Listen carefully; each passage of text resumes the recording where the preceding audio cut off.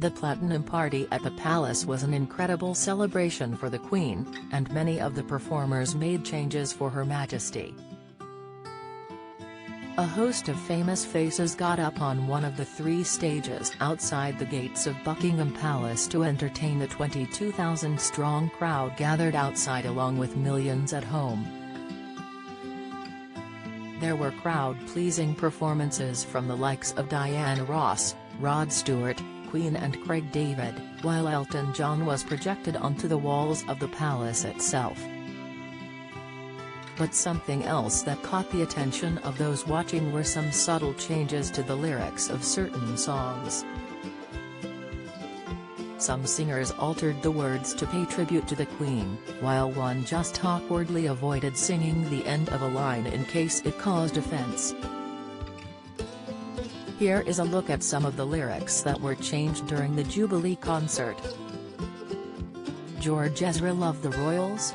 Sign up for the Mirror's daily newsletter to get all the latest news on the Queen, Charles, Kate, Wills, Meghan, Harry and the rest of the firm.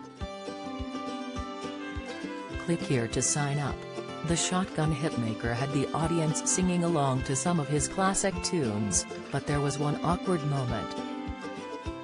While singing his hit song Green Green Grass at the star-studded event, George left out the end of one of his lines that referred to dying.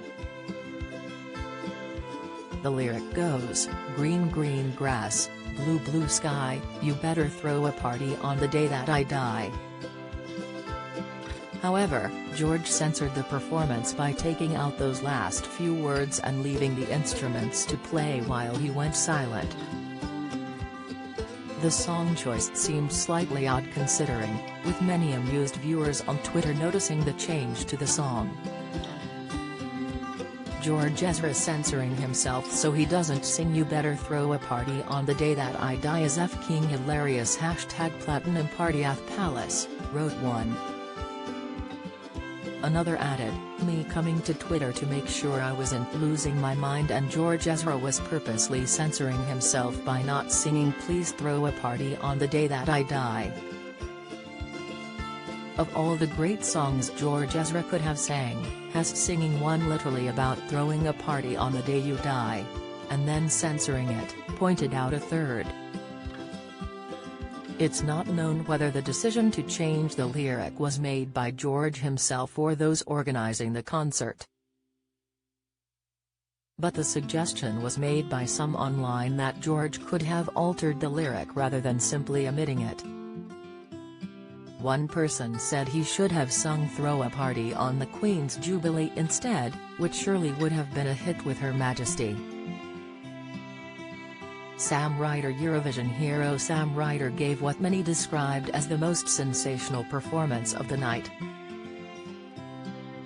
Fresh from his incredible second-place finish in Italy, the much-loved rising star came out on stage wearing a dazzling denim jumpsuit embellished with sequins to make up the Union Jack. Sam belted out his popular song "Spaceman," which was so well received across Europe last month during the Eurovision Song Contest. However, the singer did make a slight change to the words of the track in honor of the Queen to commemorate her 70 years on the throne.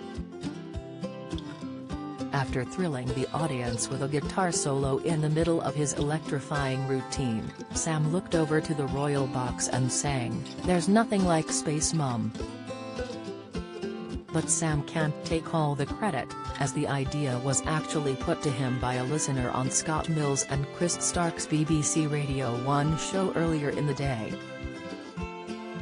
They asked, could Sam Ryder sing him up in Space Mum to the Queen?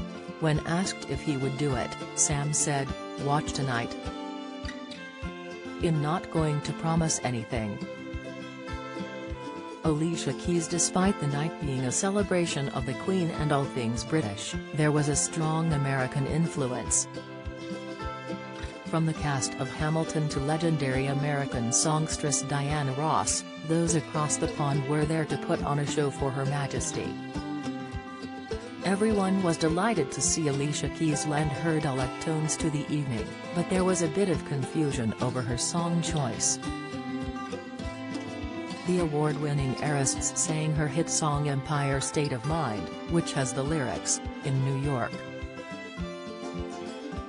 Concrete jungle where dreams are made of." Some viewers were outraged that Alicia had started singing about an American city, but she cleverly changed the lyrics in the final verse to London. One viewer said, "Alicia Keys performing a song about New York while doing a tribute concert to a British monarch in London is a whole gag. Cute lil twist at the end though. Alicia Keys performing Empire State of Mind at the Queen's Jubilee but changing any mention of New York to London is absolutely perfect," added another. A third said, "The thing last night was good though. Mainly the lights, drones and the way Alicia Keys shoehorned London into New York." Do you have a story to share? Email webfeatures@trinitymirror.com.